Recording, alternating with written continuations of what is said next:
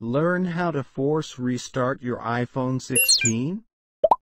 As the process can come in handy if your device bugs out or stops responding for any reason to do. Quickly press and release the volume up button. Quickly press and release the volume down button. Press and hold the side button until the Apple logo appears, then release the side button. Thank you for watching. Please don't forget to like and subscribe our YouTube channel, V4M Peer Unlocker.